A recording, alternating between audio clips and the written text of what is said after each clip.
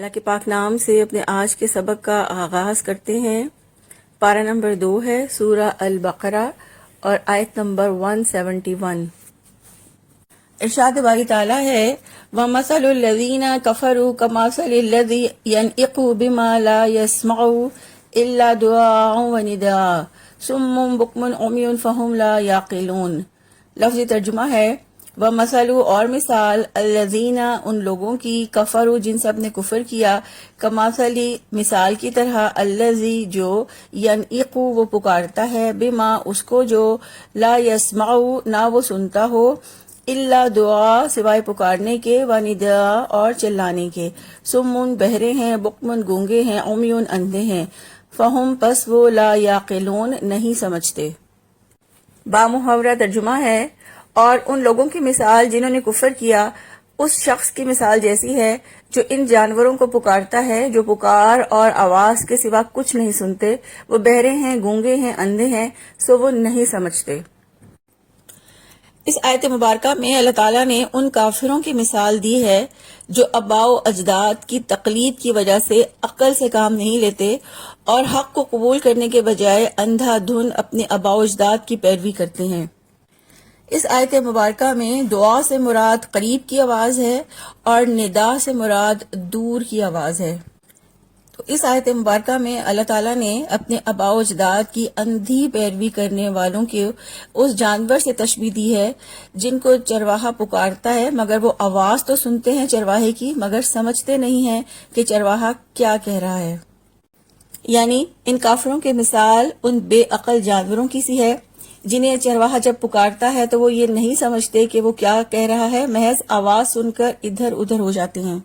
پھر فرمایا سمن بکمن عمیون فہم لا یعقلون، وہ بہرے ہیں گونگے ہیں اندھے ہیں سو وہ نہیں سمجھتے۔ یعنی ان لوگوں کی مثال نادان جانوروں جیسی ہے جو اپنے چرواہے کے پیچھے جاتے ہیں اور سوچے سمجھے بغیر اس کی آواز پر حرکت کرتے ہیں۔ اس حرکت کے دوران نہ وہ سنتے ہیں نہ بولتے ہیں نہ دیکھتے ہیں،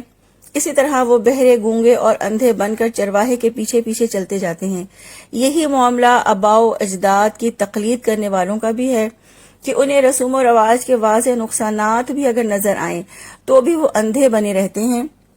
اور اپنے آباء و اجداد کی پیروی کرنے کو ہی بہتر اور افضل خیال کرتے ہیں۔ یعنی جانوروں کی طرح یہ کافر بھی حق بات سن کر نہ اسے سمجھ سکتے ہیں نہ حق بات کہہ سکتے ہیں اور نہ ہی حق کو دیکھ سکتے ہیں، تو پھر انہیں ہدایت کیسے مل سکتی ہے جبکہ ہدایت پانے کے سارے راستے انہوں نے خود ہی اپنے اوپر بند کر رکھے ہیں۔ یعنی دنیاوی معاملات کے لیے وہ کانوں سے سنتے بھی ہیں، زبان سے بولتے بھی ہیں اور آنکھوں سے دیکھتے بھی ہیں، لیکن حق بات سننے دیکھنے اور سب بولنے سے وہ گونگے ہو جاتے ہیں۔ یعنی حق بات نہ کہہ سکتے ہیں نہ سن سکتے ہیں نہ دیکھ سکتے ہیں،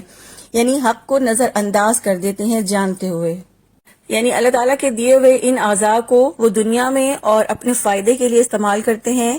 لیکن حق بات کے لیے نظر انداز کر دیتے ہیں۔ اسی طرح جن حواسوں کی مدد سے انسان عقل کو کام میں لا سکتا ہے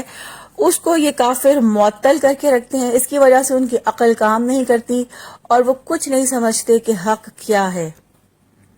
نہ وہ کسی نصیحت کرنے والے کی نصیحت پر کان دھرتے ہیں، نہ وہ حق کو زبان سے ادا کرتے ہیں، نہ ہی وہ حق کو دیکھتے ہیں۔ ایسے لوگوں کو جب آباء و اجداد کے بنائے ہوئے رسوم و رواج کی پیروی کے بجائے قرآن و سنت کے راستے کی طرف دعوت دی جاتی ہے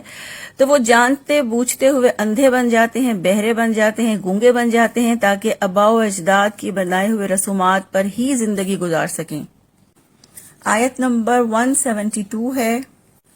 یا ایھا الذین آمنوا کلوا من طیبات ما رزقناکم واشکروا للہ ان کنتم ایاہ تعبدون۔ لفظی ترجمہ ہے یا ایھا الذین اے لوگو جو آمنو سب ایمان لائے ہو، کلو تم سب کھاؤ من طیباتی پاکیزہ چیزوں میں سے ما جو رزقناکم ہم نے دی ہیں تم کو، واشکرو اور تم سب شکر ادا کرو للہ اللہ تعالیٰ کا، ان اگر کن تم ہو تم ایاہو صرف اسی کی تعبدون تم سب عبادت کرتے۔ بامحاورہ ترجمہ ہے اے لوگو جو ایمان لائے ہو پاکیزہ چیزوں میں سے کھاؤ جو ہم نے تمہیں عطا کی ہیں اور اللہ تعالیٰ کا شکر ادا کرو اگر تم صرف اسی کی عبادت کرتے ہو۔ اس آیت مبارکہ میں اللہ تعالیٰ نے یا ایھا الذین آمنوا کہہ کر ایمان والوں کو مخاطب کیا ہے، کیونکہ وہ ایمان کی وجہ سے ہی اللہ تعالیٰ کے احکامات پر عمل کرتے ہیں، جبکہ اس سے پہلے آیت نمبر 169 میں اللہ کا خطاب عوام الناس سے تھا۔ اس آیت میں اللہ تعالیٰ نے یا ایھا الناس کہہ کر تمام لوگوں کو مخاطب کیا تھا، لیکن اس آیت میں اللہ تعالیٰ نے مومنوں کو خطاب کرتے ہوئے فرمایا یا ایھا الذین آمنوا کلوا من طیبات ما رزقناکم، اے لوگو جو ایمان لائے ہو پاکیزہ چیزوں میں سے کھاؤ جو ہم نے تمہیں عطا کی ہیں۔ اللہ سبحانہ و تعالیٰ نے تمام لوگوں کو عام حکم دینے کے بعد اہل ایمان کو پاکیزہ چیزیں کھانے کا حکم دیا ہے اور اس حکم پر اپنا شکر ادا کرنے کی تلقین فرمائی ہے، یعنی جس نے رزق دیا ہے وہ یہ حق رکھتا ہے کہ وہ جسے چاہے حلال قرار دے دے، جسے چاہے حرام قرار دے دے،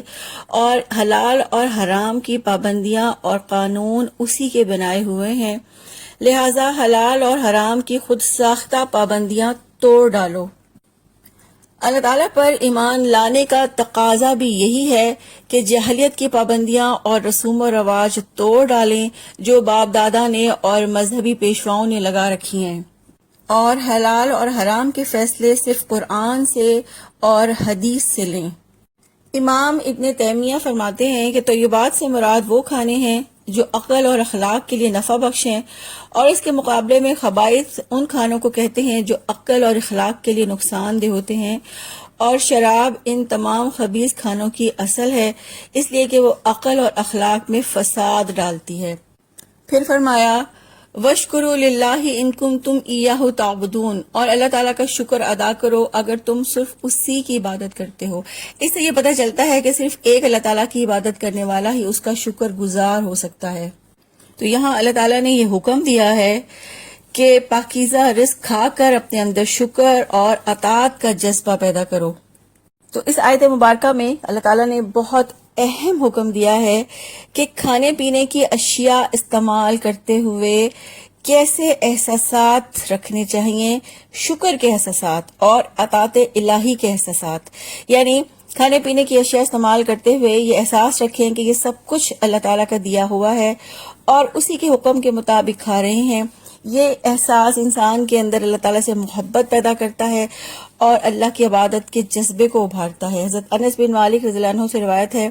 رسول اللہ صلی اللہ علیہ وآلہ وسلم نے فرمایا اللہ تعالیٰ اس بندے سے خوش ہوتا ہے جو کھانا کھاتا ہے تو اس پر اللہ تعالیٰ کی حمد کرتا ہے، اور کچھ پیتا ہے تو اس پر بھی اللہ تعالیٰ کی حمد کرتا ہے۔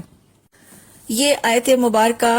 اس بات کی دلیل ہے کہ جس نے اللہ تعالیٰ کا شکر ادا نہیں کیا اس نے گویا اللہ کی عبادت ہی نہیں کی، اور جس نے اللہ تعالیٰ کا شکر ادا کیا اس نے اللہ تعالیٰ کی عبادت کی اور اللہ تعالیٰ کی فرما برداری کی۔ یہ آیت اس بات کی بھی دلیل ہے کہ پاکیزہ رزق کھانا اعمال صالح اور ان کی قبولیت کا سبب بنتا ہے۔ انسان جب اللہ کا رزق پاتا ہے اور اللہ کا شکر ادا نہیں کرتا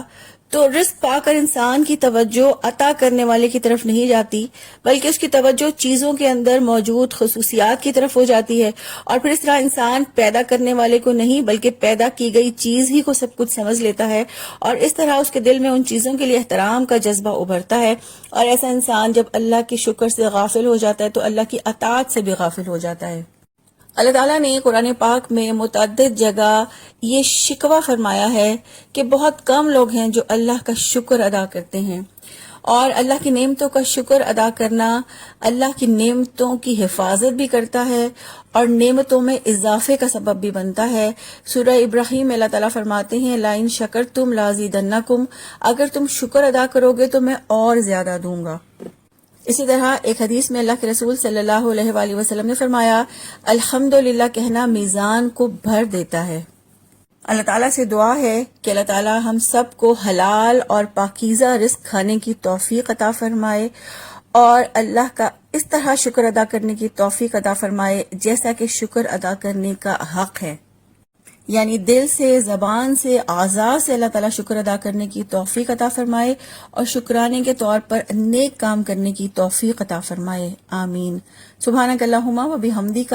نشہد ان لا الہ الا انت نستغفرک و نتوب الیک۔ السلام علیکم و رحمۃ اللہ وبرکاتہ۔